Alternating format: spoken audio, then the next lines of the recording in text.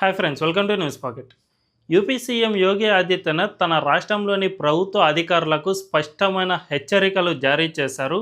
మీరు గనుక పద్ధతి మార్చుకోకపోతే కఠిన చర్యలు తప్పవు అనే విధంగా స్ట్రాంగ్ వార్నింగ్ ఇచ్చేశారు. అయితే రాష్ట్రంలో ప్రభుత్వ అధికారులు ఏ విధంగా వ్యవహరిస్తూ ఉన్నారు, వీరిపై వస్తున్న కంప్లైంట్స్ ఏంటి, యోగి ఆదిత్యనాథ్ ఈ విధంగా స్పష్టమైన హెచ్చరికలతో కూడిన సర్కులర్ జారీ చేయడానికి దారి తీసిన కారణాలేంటి అనే విషయాలన్నిటిపై మనం ఈ వీడియోలో మాట్లాడుకుందాం. అంతకంటే ముందు ఈ ఛానల్ను రీసెంట్గానే స్టార్ట్ చేసాం. మాకు మీ సపోర్ట్ ఖచ్చితంగా కావాలి. ఈ ఛానల్ వెంటనే సబ్స్క్రైబ్ చేసుకోండి అండ్ బెల్ ఐకాన్ క్లిక్ చేయడం అసలు మర్చిపోవద్దు. ఇక డీటెయిల్స్లోకి వెళ్తే, యూపీలో ప్రభుత్వ అధికారులు చాలా నిర్లక్ష్యంగా వ్యవహరిస్తున్నారు. కనీసం ప్రజాప్రతినిధులు ఫోన్లు కూడా లిఫ్ట్ చేయలేని పరిస్థితిలో యూపీలో అధికారులు వ్యవహార శైలి ఉంది అని చాలా వరకు యోగి ఆదిత్యనాథ్ గవర్నమెంట్కు కంప్లైంట్స్ వస్తూ ఉన్నాయి. తాజాగా యూపీలోని ఒక మంత్రి బేబీ రాణి మౌర్య అనే మంత్రి ఇది ఒక నియోజకవర్గంలో ప్రభుత్వం తరపున ఒక కార్యక్రమాన్ని నిర్వహించారు. జనరల్గా ఒక మంత్రి ఏదైనా నియోజకవర్గంలో పర్యటిస్తున్నారు అంటే సంబంధిత శాఖల అధికారులు మొత్తం ఆ పర్యటనలో ఖచ్చితంగా భాగం కావాలి.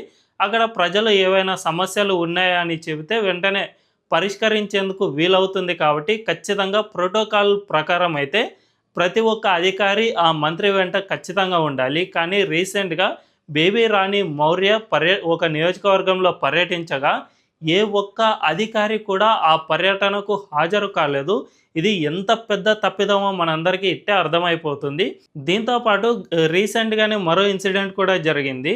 ఒక నియోజకవర్గంలో బీజేపీ సీనియర్ లీడర్, అంటే అతను మాజీ ఎమ్మెల్యే, ఆ స్థాయి వ్యక్తిని ఒక పోలీస్ అధికారి దుర్భాషలాడాడు. అది కూడా ప్రజల మధ్యనే తీవ్ర పరుష పదజాలంతో దూషించాడు. ఇది కూడా రాష్ట్రంలో పెద్ద ఎత్తున విమర్శలకు దారి తీసింది. దీంతోపాటు గతంలో అంటే రీసెంట్గా యూపీలో అసెంబ్లీ సమావేశాలు జరిగాయి. ఈ అసెంబ్లీ సమావేశాల్లో చాలామంది ఎమ్మెల్యేలు, డజన్ల కొద్ది మంత్రులు అధికారుల వ్యవహార శైలిపై ఇటువంటి కంప్లైంట్స్ చేశారు. దీంతో యూపీలో ఇది ఒక పెద్ద ప్రచారం, అంటే పెద్ద చర్చకు దారి తీసింది. నిజానికి ఇటువంటి పరిస్థితి రాష్ట్రంలో ఇదే తొలిసారి కాదు. 2022 నుంచే ఇటువంటి పరిస్థితి నెలకొంది అని చాలామంది ప్రజాప్రతినిధులు ఆరోపించారు. 2022లో ఒక ఇన్సిడెంట్ పెద్ద ఎత్తున చర్చకు దారి తీసింది. అప్పటి వైద్య ఆరోగ్య శాఖ మంత్రి ఆయన స్టేట్ను విడిచి వేరే రాష్ట్రానికి పర్యటనకు వెళ్ళారు. ఫర్ సపోజ్ అంటే యూపీ రాష్ట్రంలో అయితే లేరు. అటువంటి సమయం చూసుకుని రాష్ట్రంలో అధికారులంతా కలిసి వైద్య ఆరోగ్య శాఖలో బదిలీలకు పాల్పడ్డారు. అంటే సంబంధిత శాఖ మంత్రి రాష్ట్రంలో లేని సమయంలో ఈ విధంగా బదిలీలు చేయడం అంటే ఎంత పెద్ద చర్యను మనందరం అర్థం చేసుకోవచ్చు. ఈ విధంగా రాష్ట్రంలో డజన్ల కొద్ది కంప్లైంట్లు ప్రభుత్వానికి వస్తూనే ఉన్నాయి. దీంతో యోగి ఆదిత్యనాథ్ ప్రభుత్వం చాలా సీరియస్ అయింది. అధికారులు కనీసం ఫోన్లు కూడా లిఫ్ట్ చేయకుంటే ప్రజాప్రతినిధులు ఏ విధంగా తమ పాలన కొనసాగించాలి అని స్ట్రాంగ్గా ప్రశ్నించారు. ఇటువంటి ఇన్సిడెంట్స్ యూపీలో చాలా వరకు జరగడంతో యోగి ఆదిత్యనాథ్ అధికారులకు డైరెక్ట్గానే ప్రశ్నించారు.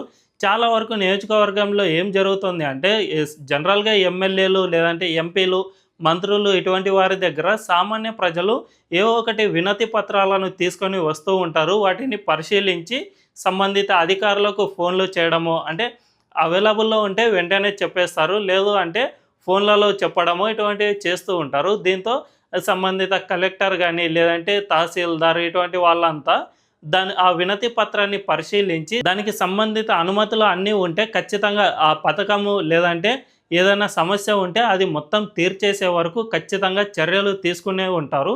అయితే ప్రజాప్రతినిధుల వద్ద ఇటువంటి సమస్యలు ప్రతిరోజు చాలా వరకు వస్తూనే ఉంటాయి. కానీ వాటన్నిటినీ ఈ విధంగా అధికారులకు ఫార్వర్డ్ చేసినప్పుడు కనీసం వాళ్ళు ఫోన్లు సైతం లిఫ్ట్ చేయలేని పరిస్థితి యూపీలో నెలకొంది.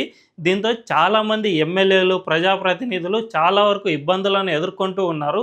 కనీసం మా ప్రజాప్రతినిధుల ఫోన్లు కూడా ఎత్తకుంటే ఇక అధికారులు ఉండి ఏం లాభం, మా ప్రభావం ఎంత మేరకు ఉంది, అంటే మేము చేసే పనులన్నీ సాగాలా వద్దా అనే విధంగా గవర్నమెంట్ను ప్రశ్నించారు. దీంతో గవర్నమెంట్ సైతం రియాక్ట్ అయింది.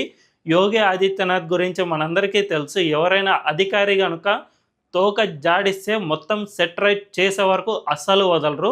అందులో భాగంగానే తాజాగా యూపీలో పార్లమెంటరీ వ్యవహారాల శాఖ ప్రిన్సిపల్ సెక్రటరీ ఒక ఉత్తర్వులు జారీ చేశారు. ఈ ఉత్తర్వులను బట్టి ప్రతి ఒక్క అధికారి ప్రజాప్రతినిధి నుంచి వచ్చే వినతి పత్రాన్ని ఖచ్చితంగా స్వీకరించాలి. అంతేకాకుండా ఫోన్లను సైతం ఖచ్చితంగా లిఫ్ట్ చేయాల్సిందే అని ఈ ఉత్తర్వులో మెన్షన్ చేశారు. దీంతోపాటు ప్రభుత్వ అధికారులకు వచ్చిన ప్రతి ఒక్క వినతి పత్రాన్ని గవర్నమెంట్ రిజిస్టర్లో ఖచ్చితంగా రిజిస్టర్ చేయాలి. దాంతోపాటు ఈ విధంగా రిజిస్టర్ అయినందుకు గాను దానికి సంబంధిత రసీదు సైతం ఇవ్వాలి అని గవర్నమెంట్ ఆదేశాలు జారీ చేసింది. అంతేకాదు, ఈ వినతి పత్రం ఏదైతే వచ్చిందో అది పూర్తయిన వెంటనే దానికి సంబంధించిన ప్రతి ఒక్క అప్డేట్తో సహా సంబంధిత ప్రజాప్రతినిధికి అందే వరకు ఆ అధికారిదే బాధ్యత అని యోగి ఆదిత్యనాథ్ స్పష్టంగా ఆదేశాలు జారీ చేసింది. ఈ విధంగా కనుక ఎవరైనా చేయకుంటే, ఎవరైనా రూల్స్ కనుక ఫాలో కాకుంటే స్పష్టంగా కఠిన చర్యలు ఉంటాయి అని తేల్చి చెప్పేసింది యోగి ఆదిత్యనాథ్ గవర్నమెంట్. నిజానికి 2022 నుంచే ఈ విధమైన పరిస్థితి రాష్ట్రంలో నెలకొన్నా కూడా యోగి చూస్తూ వచ్చారు. వీళ్ళు ఎప్పుడో ఒకసారి మారుతారు కదా అని చూస్తూనే వచ్చారు. కానీ వీళ్ళు అస్సలు మారేటట్లు లేరు. అందుకే ఇక ఈసారి ఏకంగా యోగి ఆదిత్యనాథ్ రంగంలోకి దిగారు. బ్యూరోక్రాట్లు కనుక మారకపోతే కఠినమైన చర్యలు ఉంటాయి. ఈ స్పష్టమైన ఆదేశాలు ఎవరైతే పాటించలేదో వారందరిపై కఠినంగా చర్యలు ఉంటాయి. వాళ్ళని డిస్మిస్ చేసేందుకు వెనుకాడబోను అని స్పష్టంగా ఆదేశాలు జారీ చేశారు. దీంతో ఇక రాష్ట్రంలో బ్యూరోక్రాట్ల పరిస్థితి అంతా చక్కదిద్దేందుకు యోగి ఆదిత్యనాథ్ చర్యలు తీసుకున్నట్టే కనిపిస్తుంది. జనరల్గా ప్రభుత్వాలకు వచ్చే తలనొప్పులు ఇటువంటివి సహజమే. ఎందుకంటే అధికారులు, బ్యూరోక్రాట్లు ఈ విధంగా నిర్లక్ష్య ధోరణిని అవలంబించడం చాలా వరకు జరుగుతూనే ఉంటుంది. కానీ యోగి ఇలాకాలో ఇలాంటివి ఏమీ కుదరదు. ఎవరైనా కూడా ఖచ్చితంగా పని చేయాల్సిందే. చేసేంత వరకు యోగి వదలరు అని అందరికీ తెలుసు. కానీ ఈ బ్యూరోక్రాట్లు ఏదో తమ వెనక ఏదో శక్తి ఉందనో లేదంటే ఎవరి అండనో చూసుకుని ఈ విధంగా వ్యవహరిస్తున్నట్టు తెలుస్తుంది. కానీ ఇటువంటివి అస్సలు తన ఇలాకాలో జరగదు. ఎవరైనా ఈసారి తోక జాడిస్తే వారిపై చర్యలు ఖచ్చితంగా ఉంటాయని హెచ్చరించడంతో ఇక రాష్ట్రంలో బ్యూరోక్రాట్లందరినీ సెట్ రైట్ చేసేందుకు యోగి చర్యలు తీసుకున్నట్టే కనిపిస్తుంది. సో భవిష్యత్తులో ఇక ఎమ్మెల్యేలకు, ప్రజాప్రతినిధులకు ఇటువంటి సమస్యలే ఎదురుకావు. మొత్తం ప్రతి ఒక్క సామాన్యుడి నుంచి వచ్చే వినతి పత్రం సైతం ఇప్పటి నుంచి స్పష్టంగా ప్రభుత్వ రికార్డుల్లోకి ఎక్కుతుంది. వారికి లభించే పరిష్కార మార్గం కూడా త్వరలోనే వారి చేతికి వస్తుంది అని ఈ విధంగా స్పష్టమైన ఆదేశాలు ఇవ్వడంతో సుపరిపాలన అనేది ఏంటో యోగి ఆదిత్యనాథ్ చేసి చూపిస్తూ ఉన్నారు. ఈ వీడియో కనుక మీకు నచ్చినట్లయితే ఖచ్చితంగా మా ఛానల్ను సబ్స్క్రైబ్ చేసుకోండి అండ్ బెల్ ఐకాన్ను క్లిక్ చేయడం అస్సలు మర్చిపోవద్దు. Thank you.